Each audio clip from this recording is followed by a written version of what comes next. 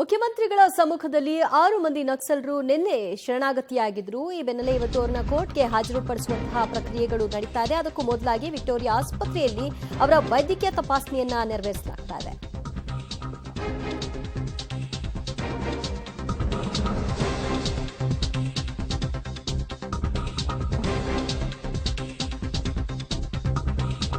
CM ಸಮ್ಮುಖದಲ್ಲೇ 6 ಮಂದಿ ನಕ್ಸಲರು ನಿನ್ನೆ ಸಂಜೆ ಶರಣಾಗತಿಯಾಗಿತ್ತು. ಇನ್ನೇನು ಕೆಲವೇ ಹೊತ್ತುಗಳಲ್ಲಿ ಎನ್ಐಎ ಸ್ಪೆಷಲ್ ಕೋರ್ಟ್ಗೆ ನಕ್ಸಲರನ್ನ ಹಾಜರುಪಡಿಸಲಾಗುತ್ತೆ.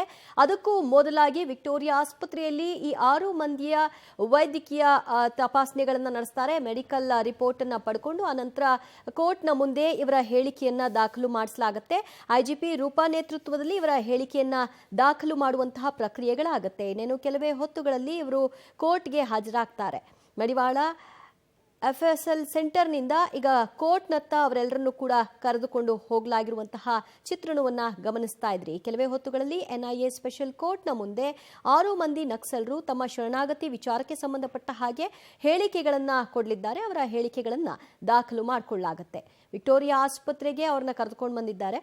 ಕೋರ್ಟ್ನ ಮುಂದೆ ಅವರನ್ನ ಸಬ್ಮಿಟ್ ಮಾಡೋದಕ್ಕೂ ಮೊದಲಾಗಿ ಸಹಜವಾಗಿ ಅವರ ಮೆಡಿಕಲ್ ಟೆಸ್ಟ್ ಅನ್ನ ನಡೆಸ್ತಾರೆ. ಅವರ ಆರೋಗ್ಯ ಕಂಡೀಷನ್ ಎಲ್ಲವೂ ಕೂಡ ಸಮಚಿತ್ತವಾಗಿದೆಯಾ ಅಂತ ಅದರ ಪರೀಕ್ಷೆಯನ್ನ ನಡೆಸಿದ ನಂತರದಲ್ಲಿ ಆ ರಿಪೋರ್ಟ್ನ ತೆಗೆದುಕೊಂಡು ಹೋಗಿ ನಂತರ ಕೋರ್ಟ್ಗೆ ಇವರನ್ನ ಹಾಜರುಪಡಿಸುವಂತಹ ಕೆಲಸಗಳಾಗುತ್ತೆ. ನಿನ್ನೆಷ್ಟೇ ನಕ್ಸಲರು 6 ಮಂದಿ ಮುಖ್ಯಮಂತ್ರಿಗಳ ಸಮ್ಮುಖದಲ್ಲಿ ಶರಣಾಗತಿಯಾಗಿತ್ತು. ಮತ್ತಷ್ಟು ಮಾಹಿತಿ ಪಡೆಯೋಣ ನಮ್ಮ ಪ್ರತಿನಿಧಿ ನರಸಿಂಹಮೂರ್ತಿಯಿಂದ. ನರಸಿಂಹಮೂರ್ತಿ, ರೈಟ್ ನೌ ಈಗ ವಿಕ್ಟೋರಿಯಾ ಆಸ್ಪತ್ರೆಯಲ್ಲಿದ್ದಾರಾ 6 ಮಂದಿ ನಕ್ಸಲರು?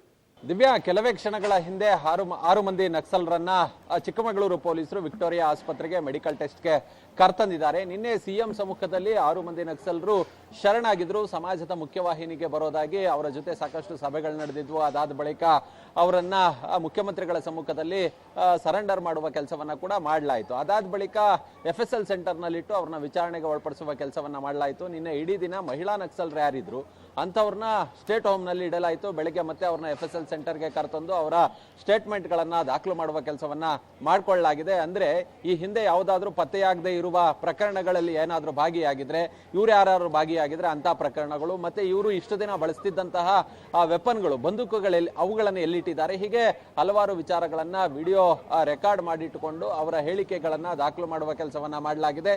ಇದೀಗ ಕೆಲವೇ ಕ್ಷಣಗಳ ಹಿಂದೆ ವಿಕ್ಟೋರಿಯಾ ಆಸ್ಪತ್ರೆಗೆ 6 ಮಂದಿ ನಕ್ಸಲರನ್ನ ಮೆಡಿಕಲ್ ಟೆಸ್ಟ್ಗೆ ಕರೆತರಲಾಗಿದೆ. ಇನ್ನೇನು ಕೆಲವೇ ಕ್ಷಣಗಳಲ್ಲಿ ಆ ಮೆಡಿಕಲ್ ಟೆಸ್ಟ್ ಸಹ ಮುಗಿಯಲಿದೆ. ಅಂದ್ರೆ ಅವರ BP ಇರ್ಬೋದು, ಶುಗರ್ ಇರ್ಬೋದು, ಅಥವಾ ಬೇರೆ ಇತರ ಯಾವುದಾದ್ರೂ ಆರೋಗ್ಯ ಸಂಬಂಧಿತ ಕಾಯಿಲೆಗಳಿರ್ಬೋದು, ಇದರ ಬಗ್ಗೆ ಮೆಡಿಕಲ್ ವೈದ್ಯಕೀಯ ಪರೀಕ್ಷೆಗೆ ಒಳಪಡಿಸಲಾಗುತ್ತೆ. ಅದಾದ ಬಳಿಕ ಅವರನ್ನ ಎನ್ಐಎ ವಿಶೇಷ ಕೋರ್ಟ್ಗೆ ಹಾಜರುಪಡಿಸುವ ಕೆಲಸವನ್ನ ಮಾಡಲಾಗುತ್ತೆ. ಇನ್ ಕೇಸ್ ಪೊಲೀಸರು ಬೇಕು ಅಂತ ಹೇಳಿದಂತಹ ಸಂದರ್ಭದಲ್ಲಿ, ವಿಚಾರಣೆ ಅವಶ್ಯಕತೆ ಇದೆ ಅಂತೇಳಿ ಹೇಳಿದಂತಹ ಸಂದರ್ಭದಲ್ಲಿ ಪೊಲೀಸ್ ಕಸ್ಟಡಿಗೆ ನೀಡತಕ್ಕಂತಹ ಸಾಧ್ಯತೆ ಇದೆ. ಇಲ್ಲವಾದಲ್ಲಿ ಅವ್ರನ್ನ ನ್ಯಾಯಾಂಗ ಬಂಧನಕ್ಕೆ ಒಪ್ಪಿಸ್ತಕ್ಕಂತಹ ಸಾಧ್ಯತೆ ಹೆಚ್ಚಿದೆ. ಇನ್ನೇನು ಕೆಲವೇ ಕ್ಷಣಗಳಲ್ಲಿ ವೈದ್ಯಕೀಯ ಪರೀಕ್ಷೆಯನ್ನ ಮುಗಿಸಿಕೊಂಡು ಅದಾದ ಬಳಿಕ ಅವ್ರನ್ನ ಎನ್ಐಎ ವಿಶೇಷ ನ್ಯಾಯಾಲಯಕ್ಕೆ ಹಾಜರುಪಡಿಸುವ ಕೆಲಸವನ್ನ ಚಿಕ್ಕಮಗಳೂರು ಪೊಲೀಸರು ಹಾಗೆ ಈ ನಕ್ಸಲ್ ನಿಗ್ರಹ ದಳದ ಅಧಿಕಾರಿಗಳು ಮಾಡಲಿದ್ದಾರೆ. ದಿವ್ಯಾ, ಅಂದ್ರೆ ಪೊಲೀಸರು ಅವರ ತನಿಖೆಗಾಗಿ ಕಸ್ಟಡಿಗೆ ಪಡೆಯುವಂತಹ ಸಾಧ್ಯತೆಗಳೇನಾದ್ರೂ ಹೆಚ್ಚಾಗಿ ಕಾಣಿಸ್ತಾ ಇದೆಯಾ? ಅದರ ಬಗ್ಗೆ ಏನ್ ಹೇಳ್ತಾರೆ? ದಿವ್ಯಾ, ಅದು ಯಾವ ರೀತಿ ಅಂತೇಳಿ ಇನ್ನೂ ಕೂಡ ಒಂದು ಕ್ಲಾರಿಫಿಕೇಶನ್ಗೆ ಬರೋದಕ್ಕೆ ಸಾಧ್ಯವಾಗಿಲ್ಲ.